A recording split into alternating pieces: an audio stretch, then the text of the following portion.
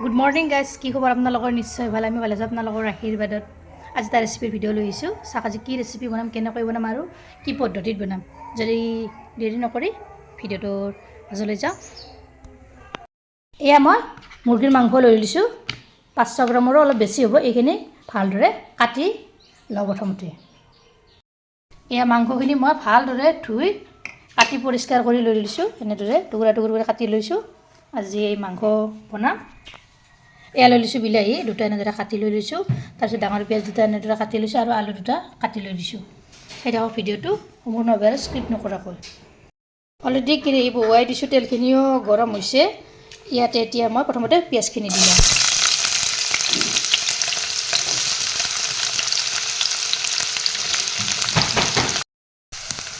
ইয়াত দেখিছেনে পিঁয়াজখিনি ধুনীয়াকৈ ৰং চঙোৱা হৈছে। ইয়াতে এতিয়া মাংসখিনি দি লওঁ।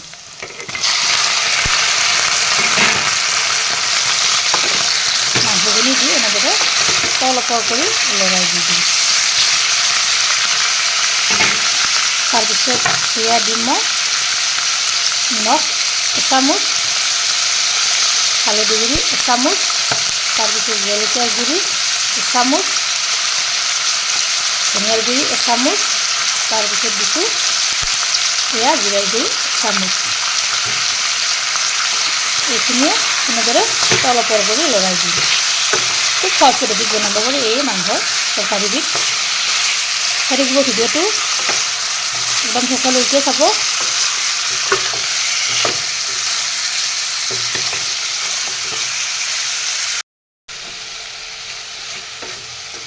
ইয়াত দেখিছেনে মাংসখিনি মই এনেদৰে ভালদৰে তল ওপৰ কৰি এয়া লৰাই দি দিছোঁ।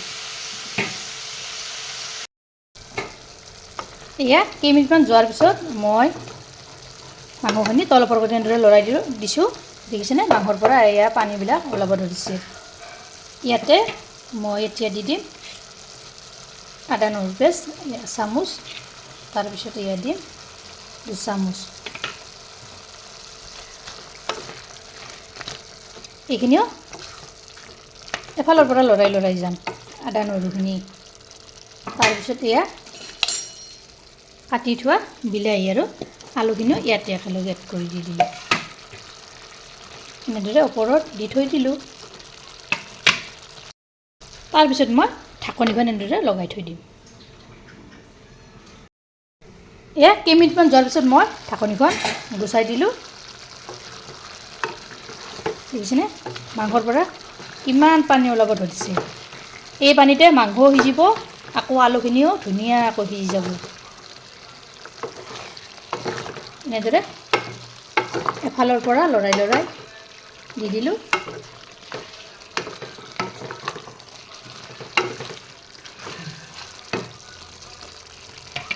তাৰপিছত ঢাকনিখন আকৌ এনেদৰে লগাই থৈ দিম যেতিয়ালৈকে পানীখিনি নাইকিয়া হৈ নাযায়। আকৌ কেইমিনিটমান যোৱাৰ পিছত ঢাকনিখন পুনৰ মই গুচাই দিলোঁ। দেখিছেনে বিলাহীখিনি কিন্তু ধুনীয়াকৈ সিজি গৈছে। এইফালে পানীখিনিও নাইকিয়া হৈ গৈছে। ইয়াতে এতিয়া মই অলপ পানী এড কৰি দিম। ইয়াতে মই এইখিনি পানী এড কৰি দি দিলোঁ।